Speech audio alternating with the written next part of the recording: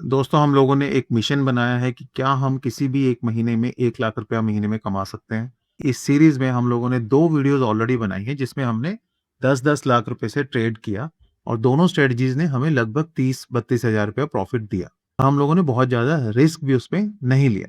तो ऑलरेडी मैं कह सकता हूँ कि अगर हम इस सीरीज में चलें तो हम 2 स्ट्रेटजीज करके 60-65 हज़ार के करीब पहुंच चुके हैं। अब 2 स्ट्रेटजीज आप लोग देख चुके हैं और thanks to all of you, आप लोगों ने बहुत उसको अप्रिशिएट किया है। अब आज हम तीसरी स्ट्रेटजी करेंगे, जानबूझकर मैं उसको उसी महीने में कर रहा हूँ। आप ये मत सोचिए कि एक ही महीने में कर रहे हैं, क्या हम रिटर्न्स ला सकते हैं। तो ये एक आइडिया है, ये कोई ऐसा ट्रेड रिकमेंडेशन नहीं है कि आपको ऐसा ही करना है। This is just an idea, क्योंकि हर चीज 2 बार होती है।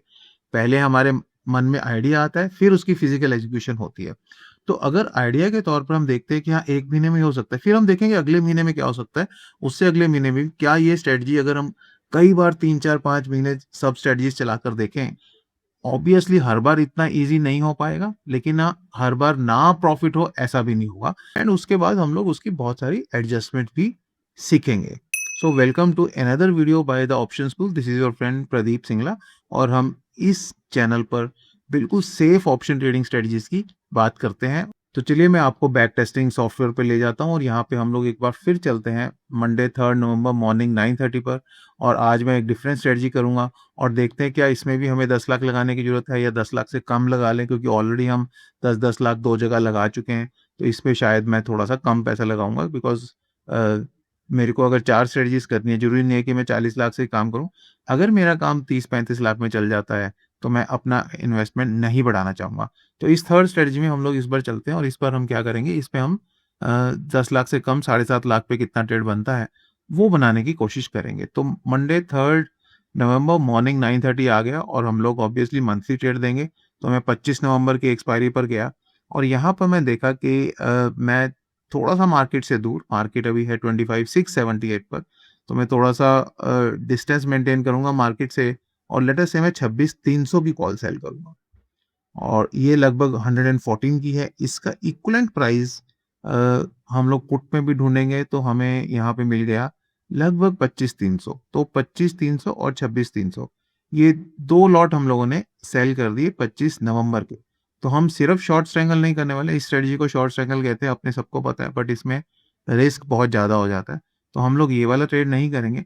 अब मैं क्या करूंगा, अगले महीने की मंथ एंड एक्सपायरी पे जाऊंगा। ये ट्रेड मैंने सेल की है 25 नवंबर को और मैं बाय करूंगा प्रोटेक्शन 30 दिसंबर में। 25 नवंबर, 30 दिसंबर, राइट।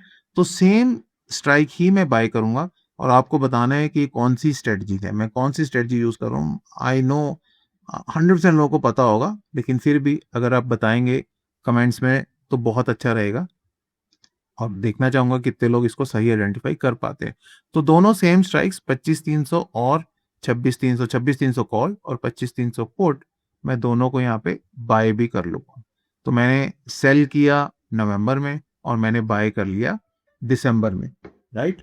और मैं देखता हूँ इसमें मेरे को 1.34 लैक्स लगे, तो मैं क्या करूंगा, लॉट्स बढ़ाऊंगा जितनी मेरी फंड कैपेसिटी है। यहाँ पे हम लोगों ने सोचा था कि हम 7.5 लाख रुपए लगाएंगे, तो 3 4 5 लॉट अगर मैं करता हूँ तो यहाँ पे 6.7 हो जाता है। अगर मैं 6 लॉट करूंगा तो वो 8 लाख हो जाता है। मैं उससे नीचे रहना चाहता हूँ, मैं 7.5 लाख से नीचे रहना चाहता हूँ।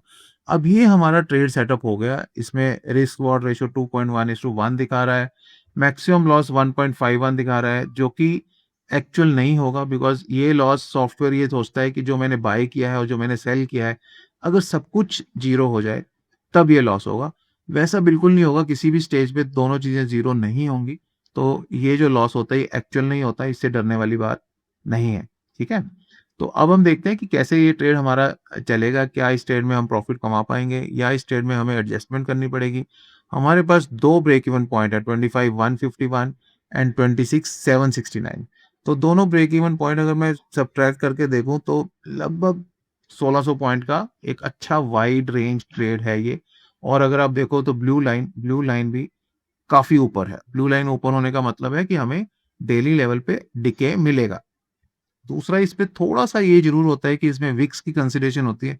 अगर अब इस ट्रेड के हम ग्रीक्स देखें, यहाँ पे विक्स 11 12 10 11 इसके करीब है। अगर यहाँ से विक्स 9, 8, 7 उस तरफ जाएगी तो डेफिनेटली ट्रेड को थोड़ा प्रॉब्लम हो सकती है। लेकिन जब ये ट्रेड हम बनाते हैं, हम ये देखते हैं कि विक्स बहुत ज़्यादा नहीं होनी चाहिए, तो ऑब्वियसली हम 17 वीक्स 16 वीक्स पे ये ट्रेड नहीं लेना चाहेंगे। जब विक्स लो होती है तो ऑब्वियसली चांस होता है कि विक्स वहां से ऊपर ही जाएगी, नीचे नहीं जाएगी। फिर भी अगर विक्स थोड़ी बहुत लो जाए तो बहुत ज़्यादा फर्क नहीं पड़ेगा। लेकिन हाँ, अगर मैंने 17 वीक्स पे बना दिया और विक्स जाकर खड़ी हो गई 11 पे, तो डेफिनेटली ट्रेड में चैलेंजेस आ सकते हैं। एज ऑफ नाउ वैसा कोई चैलेंज लगता नहीं है, 11-12 वीक्स पे बना रहे हैं और 11-12 वीक्स में कोई चांस नहीं होता कि वो 5-6 पे चली जाए। नॉर्मल सिचुएशन में ऐसा नहीं होता। और दूसरी बात, हमारा टारगेट क्या है, हम ऑलरेडी 60,000 रुपया कमा चुके हैं।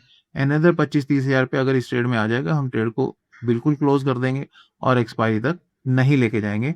दूसरी बात कि अगर जब भी मेरा ब्रेक इवन पॉइंट कोई ब्रेक होगा, तभी मैं इस ट्रेड में कोई एडजस्टमेंट करूंगा, नहीं तो मैं 25 नवंबर तक इस ट्रेड में रहूंगा। तो ज़्यादा टाइम ना लेते हुए चलो आगे बढ़ते हैं इस ट्रेड में कि क्या पॉसिबिलिटीज़ हैं और किस तरह का रिजल्ट्स अपने को आता है। For better reach and visibility I will request आप चैनल को लाइक कीजिए एंड सब्सक्राइब कीजिए। Each like and each subscription is very very valuable to us. तो नेक्स्ट डे मैं चलता हूँ, एक बार देखते हैं क्या हुआ। कुछ ज़्यादा मूवमेंट नहीं हुआ मार्केट और हमारा प्रॉफिट एंड लॉस में 563 रुपीज़ का प्रॉफिट आ रहा है, which is okay. Next day market थोड़ा सा नीचे गिर गया, जिससे कि हम देख रहे हैं कि ब्लू लाइन से हम नीचे आ गए हैं, तो इस वजह से हमें शॉर्ट टर्म में लॉस होगा। पोजिशनल स्ट्रेटजीज में ये होता है कि आपको एक लेवल तक का लॉस आ जाता है, लेकिन अगर आप ब्रेक इवन पॉइंट्स के अंदर है तो वो बहुत जल्दी रिकवर भी हो जाता है, तो उससे कोई बहुत ज़्यादा घबराने वाली बात नहीं होती। अगर आप उसको भी कवर करना चाहोगे तो स्ट्रेटजी इतनी ज़्यादा लो प्रॉफिटेबल हो जाएगी कि उसमें प्रॉफिट आने के बाद भी वो मीनिंगलेस हो जाएगी। तो थोड़े बहुत लॉस से हमें बिल्कुल भी घबराना नहीं है। नेक्स्ट डे 23,000 लॉस है और मार्केट यहाँ पे बिल्कुल ही मेरे लोअर ब्रेक इवन के पास आ गई है। तो यहाँ पे हम देखेंगे अगर अपना लोअर ब्रेक इवन टूटता है तो अपने को एडजस्टमेंट करनी पड़ेगी। और ये लॉस अभी मेरा ओवरऑल ट्रेड का लॉस नहीं है, ये मेरा ब्लू लाइन का लॉस है, ये बात हम लोग समझते हैं। तो क्योंकि ये नज़दीक आ गई तो मैं क्या करूँगा, 30 मिनट्स आगे चलूंगा, जैसे नज़दीक आया हम लोग इसका एडजस्टमेंट करने की कोशिश करेंगे। Okay, next 30 minutes. और दूसरी चीज जो आपको दिखाना चाहूंगा कि यहाँ पे हल्का सा आप देख रहे हो रेड जोन आ गया।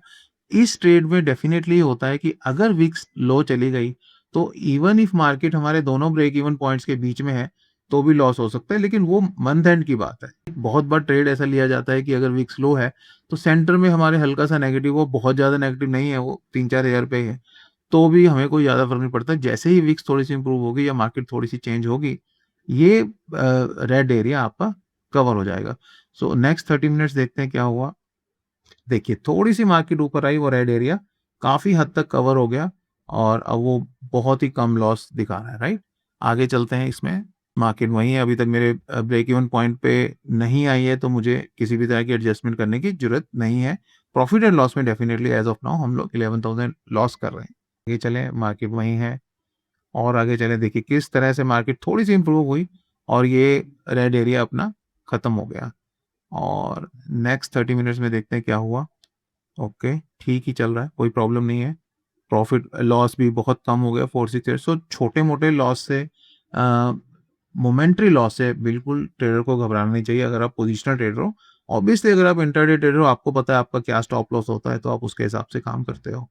तो यहाँ पे मैं इस डे का एंड करता हूँ। तो अभी हमारा ट्रेड बिल्कुल ठीक है, पे ऑफ डायग्राम ग्रीन है दोनों ब्रेक इवन पॉइंट्स में। इसका मतलब क्लियर है कि विक्स ने हमें कोई तंग नहीं किया है। As of now profit and loss कोई बहुत प्रॉमिसिंग नहीं है, बट कोई बात नहीं, हम लोग शॉर्ट टर्म ट्रेड नहीं लिया, हम लोगों ने मंथ एंड तक का ट्रेड लिया है। तो अब मैं डेली मूव करूंगा because half an hour move करने का जरूरत नहीं है, वीडियो बहुत ही लंबा हो जाएगा। लेट अस सी नाउ आगे क्या होता है। नेक्स्ट डे वही मार्केट घूम रही है, कोई बहुत ज्यादा चेंजेस नहीं हुए। नेक्स्ट डे देखते हैं। नेक्स्ट डे मार्केट ने बड़ा मूव दिया, तो यहाँ पे आके ट्रेड ठीक ठाक हो गया। वी आर मेकिंग 1.1% प्रॉफिट हम कमा रहे हैं ट्रेड में, ठीक ठाक है। लेकिन हमारा एम है कि क्या इसमें से हम 20-25-30 हजार रुपया निकाल सकते हैं। टाइम है, ट्रेड में पैसा है, तो अभी कुछ भी करने की जरूरत अपने को नहीं है, हम इस ट्रेड में कंटिन्यू कर सकते हैं। अगर आपकी सेलिंग में, यहाँ पे एक में 70 रुपीज है, एक में 47 रुपीज है, अगर ये सेलिंग में पैसा बिल्कुल कम हो जाए तब हमें डेफिनेटली सोचना चाहिए कि यार ये ट्रेड अब मेरे को कैरी नहीं करना है। लेकिन सेलिंग में 70 और 50 रुपए हैं, तो दैट मीन्स अभी भी काफी प्रीमियम में जूस है, तो हमें उसका फायदा मिल सकता है। आगे चलते हैं, देखते हैं क्या होता है। ओके, अच्छा खासा 12,000 रुपीज आ रहा है we can still sit in the trade, कोई प्रॉब्लम नहीं है। आगे चलते हैं, रेंज भी कहीं ब्रेक नहीं हो रही है, प्रॉफिट भी ठीक ठाक आ रहा है और हमारे दोनों सेलिंग्स में पैसा है, तो हम ट्रेड में बने रह सकते हैं। नेक्स्ट डे अब देखेंगे 17 में हो गया, अब मेरे को 19,000 रुपीज प्रॉफिट आ रहा है। मैं यहाँ पे ट्रेड स्क्योर ऑफ कर सकता हूँ, मैं चाहूँ तो ट्रेड कंटिन्यू कर सकता हूँ, मैं चाहूँ तो ट्रेड में कुछ लॉट्स कम भी कर सकता हूँ। डेफिनेटली वो भी एक अच्छी चॉइस होती है, क्योंकि मैक्स लॉस हालांकि 1.46 कभी नहीं होगा, लेकिन मैं अपने कुछ ना कुछ लॉट्स कम करके अपना मैक्स लॉस भी कम कर सकता हूँ।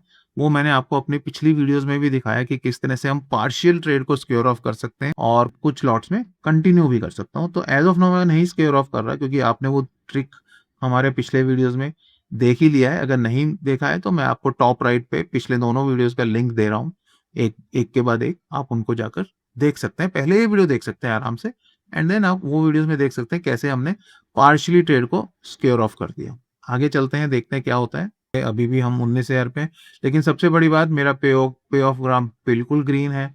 मेरी ब्रेक इवन रेंज बहुत दूर है, 25,167 पर है, मार्केट 25,963 है। ऊपर की तरफ भी मेरे पास लगभग 700-800 पॉइंट है, नीचे की तरफ भी मेरे पास 600-700 पॉइंट है, तो घबराने वाली कोई भी बात नहीं। नेक्स्ट है, फिर से देखिए ब्लू लाइन किस तरह से ग्रीन लाइन से भी ऊपर निकल गई है। ट्रेड अब मेरे को फास्ट डिके देने का पोटेंशियल रखता है। नेक्स्ट डे चलते हैं, 33,000 रुपीज मेरे को आ रहे हैं इस ट्रेड में, किसी भी तरह की कोई एडजस्टमेंट की मेरे को जरूरत नहीं पड़ी है। डेफिनेटली क्या मेरे को ये ट्रेड कैरी करना चाहिए? मेरे को बिल्कुल नहीं कैरी करना चाहिए, यही मेरा एम था कि मेरे को 25 से 30,000 रुपये चाहिए, वो आ गया।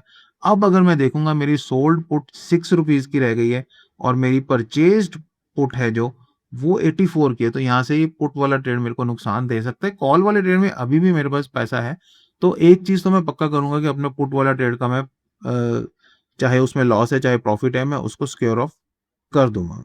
मैंने पुट स्क्योर ऑफ कर दी सोल्ड वाली, और मैंने पुट स्क्योर ऑफ कर दी परचेज वाली भी। अब मेरे पास सिर्फ ये कॉल वाला ट्रेड रह गया है। अगर मार्केट नीचे गई, इसमें भी रिस्क हो सकता है, तो क्या मेरे को ये रिस्क लेना चाहिए, क्या नहीं रिस्क लेना चाहिए? अभी भी मेरा 69,000 का रिस्क है, तो यहाँ पे आके मैं शायद दो दो लॉट इसके भी कवर करना चाहूंगा। अगर मैंने पुट में लॉस बुक किया है तो कॉल में मैं थोड़ा प्रॉफिट भी बुक करना चाहूंगा। दो दो लॉट मैंने कवर कर दिए यहाँ पे, और अब मेरे को पता है कि अगर मेरा मैक्सिमम लॉस होगा 27,000 होगा दोस्तों, उससे ज्यादा लॉस हो नहीं सकता। एज ऑफ नाउ मैं 33,000 प्रॉफिट पे खड़ा हूँ। मैक्सिमम प्रॉफिट 62 है। मैक्सिमम प्रॉफिट के लिए एक प्रोफेशनल ट्रेडर कभी काम नहीं करता, हम लोग हमेशा रैशनल प्रॉफिट के लिए काम करते हैं। हालांकि मेरे लिए ये ट्रेड यहाँ पे खत्म हो गया है, बट फिर भी just for academic sake, just for seeing कि क्या हो सकता है ट्रेड को, हम लोग इस ट्रेड को आगे कंटिन्यू करते हैं, देखते हैं क्या हो सकता है। नेक्स्ट है, हम बहुत क्लोज हैं एक्सपायरी के, अब अपने को 42,000 रुपीज आ रहे हैं, विच इज एक्सेप्शनल। इतना अच्छा ट्रेड ये गया है बिना किसी एडजस्टमेंट के, 42,000 आ रहे हैं। We never leave your profit on table, अपना प्रॉफिट कभी भी टेबल पे मत छोड़िए। फ्राइडे आ गया है, ट्यूसडे की एक्सपायरी है, सिर्फ 2 दिन का रह गया, 2 दिन में मार्केट इधर उधर डेफिनेटली हो सकती है।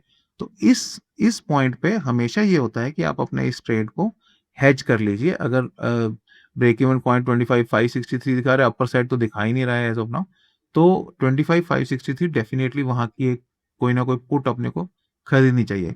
बट एज ऑफ नाउ इस वीडियो पे हमने कोई एडजस्टमेंट नहीं किया, तो नहीं ही करते हैं और देखते हैं एक्सपायरी तक इस ट्रेड का क्या हाल होता है। ओके 44,000, और ट्यूसडे को यहाँ पे देखिए प्रॉफिट कम हो गया। अगर मैं एंड ऑफ डे पे जाके देखता हूँ तो मेरा प्रॉफिट 12,000 ही रह गया। तो डेफिनेटली एक अच्छे पॉइंट पे अपने ट्रेड को हमें स्क्योर ऑफ करना बहुत बहुत जरूरी था। इस स्ट्रेटजी का क्या नाम है आपको मेरे को कमेंट सेक्शन में लिखकर बताना है। वी विल सी कि कितने लोग इसको आइडेंटिफाई कर पाते हैं। इस स्ट्रेटजी की हम लोगों ने एक डेडिकेटेड वर्कशॉप कंडक्ट की थी।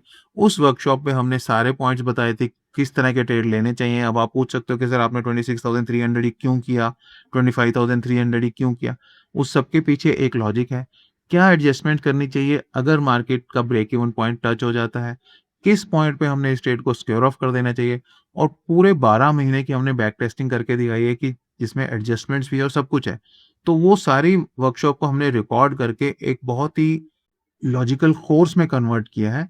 अगर आप इंटरेस्टेड हैं उस कोर्स को एनरोल करने के लिए, तो स्क्रीन पर दिए गए नंबर्स पर आप लोग हमारे से बात कर सकते हैं।